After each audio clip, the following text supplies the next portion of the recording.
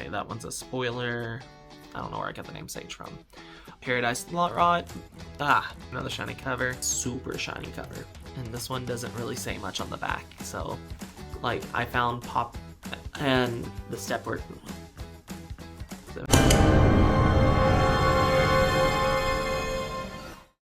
Hey y'all, and welcome back to Joey's Booked. In today's video, we are going to be talking about 8 horror novella recommendations. So if you're new to my channel, a lot of what I read is horror books. I read a lot of eclectic stuff, like a lot of what's behind me right now isn't necessarily horror, but overall that is a lot of what I read. And with how busy my schedule has been lately, I just haven't had time to really dig into some of the long books that I want to. So I've been trying to think, what are some short horror novellas and stuff that I've really enjoyed in the past, and I've been just kind of thinking on some of those reads. And because of that, I thought I would come on and give you guys some recommendations of some good short horror. Now, I will say that not every book I recommend has necessarily worked for me. But that does not mean that I don't think that they could work for a lot of other people, or some of these even have some pretty high ratings. So with all of that said, let's go ahead and jump into some of these horror novellas. So the first piece of short horror fiction that I really want to talk about is a classic, or at least in my eyes it is. The Stepford Wives by Ira Levin. And this is kind of on the sci-fi side of horror, which isn't something that I'll always jump into. But I read this earlier this year, and this was an absolute 5-star read for me.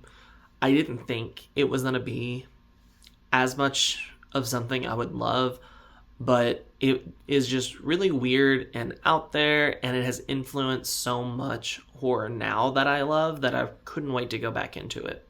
So if you're not familiar with the Stepford Wives, or if you've never even seen one of the older movie adaptations, basically we are following Joanna, and Joanna is moving with her husband into the new suburb, and they've got an HOA and like a men's association and stuff, and she starts to notice that all of the wives in this new suburb are acting really weird, and they're just busy all the time, and they have too many things going on in their homes, and they're not always social. But she does meet a few other women that she becomes friends with, and she starts to notice that over time, her friends that are a little bit more feminist and out there are starting to change. And it kind of goes from there and follows Joanna's experience in this community and seeing what exactly is going on in suburbia. This was just a 5-star read for me. I've absolutely loved it in just the weird kind of out there way. And I was fortunate enough to go in blind, and I highly recommend it. Now, the next couple of books that I'm going to recommend are from some more indie authors. I do, from time to time, try to pick up from some more independent authors that aren't in the big main publishing houses. So the first one that I think I would recommend would be I Found a Circus Tent in the Woods Behind My House by Ben Farthing. Now, I'm going to be straight up. This one did not fully work for me. I think at the time I read it, I gave it either a 2 or 3 stars. It's been a little bit. It is part of a novella horror series, though, and I hear a lot of people who love it. Basically, we are following this father and son who go outside, and there's this weird circus tent behind their house, and they kind of go and investigate, and things just get weird from there, and it starts to be kind of this weird, cosmic, almost game of survival type situation as they're trying to escape the circus tent. So for me, what I remember from this one, it has been a little bit, it was just a little overly simple for me, or sometimes the scene changes were a little confusing, but especially in some of my social media groups and stuff that focus around indie authors, I hear such good things. I believe the sequel is, if I remember her name, or if you're looking for something short and religious. Or not short and religious. I found Puppets Living Inside My Apartment Walls, and it has like a really Muppety kind of cover that's supposed to be really freaky. I think there's one about Christmas lights, and I think he's got a new one coming out that's supposed to be the 4th in the series about like a mall or something like that. Regardless, even though this didn't fully work for me, if you don't like clowns or kind of that circusy vibe, I do think this could possibly be for you. So this next one I have seen around BookTube off and on for the past year or so a little bit, even though I do believe it's still an indie author. And this was one that I read for one of the 24-hour horror-a-thons with Ashley's Little Library. I participate with that.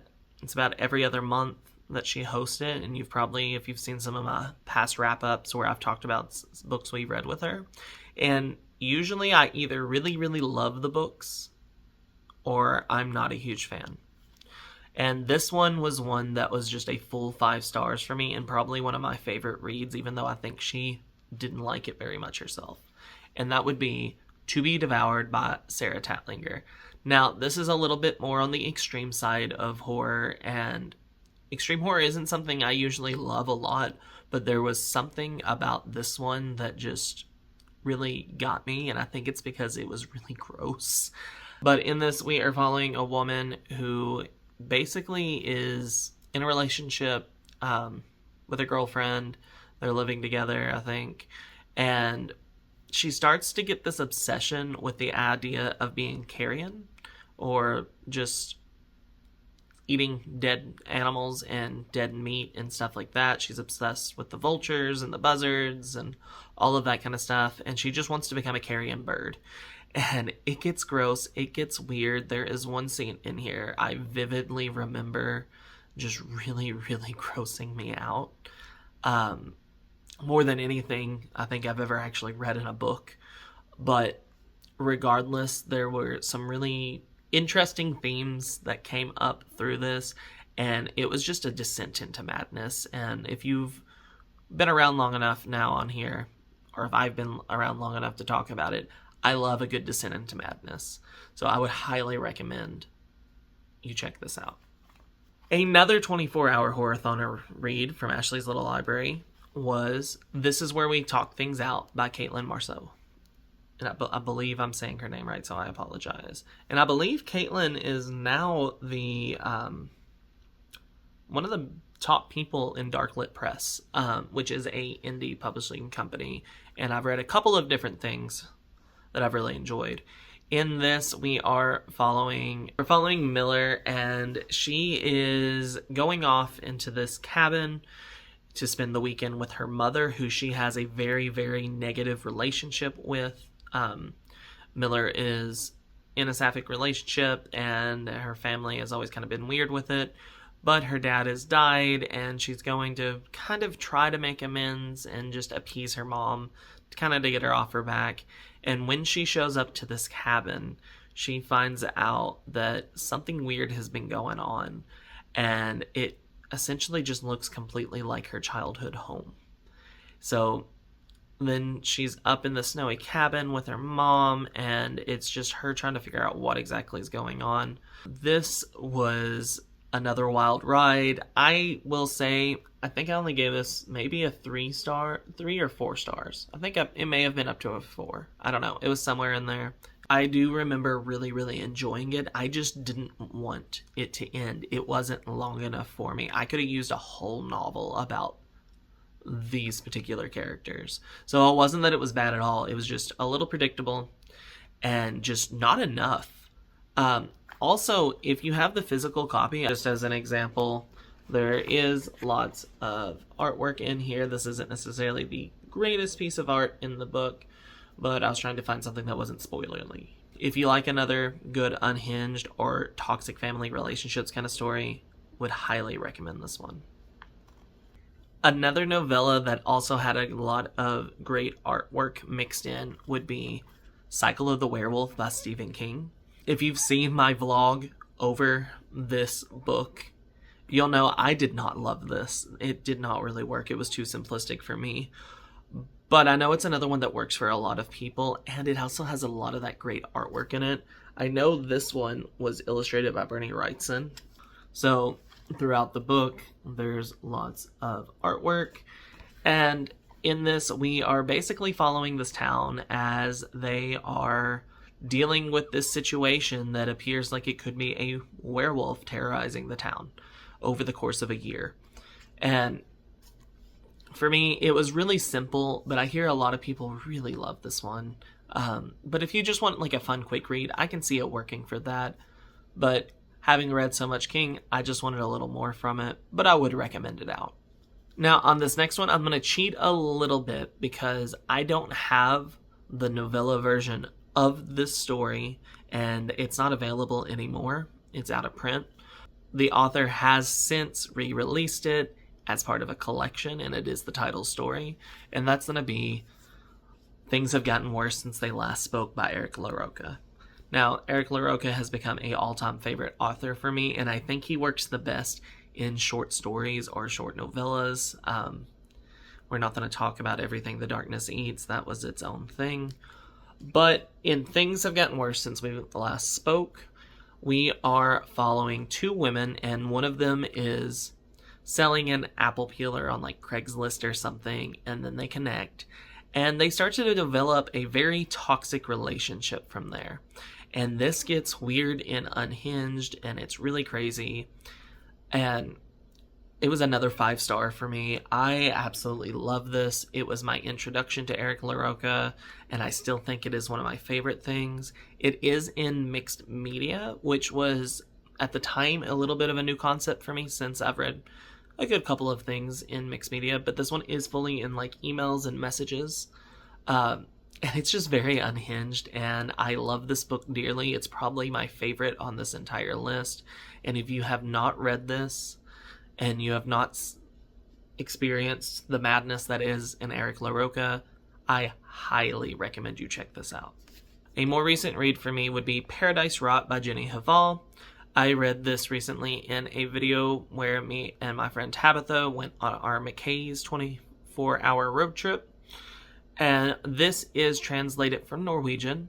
And this was another one that didn't fully work for me. I gave it 3 stars, but I didn't necessarily...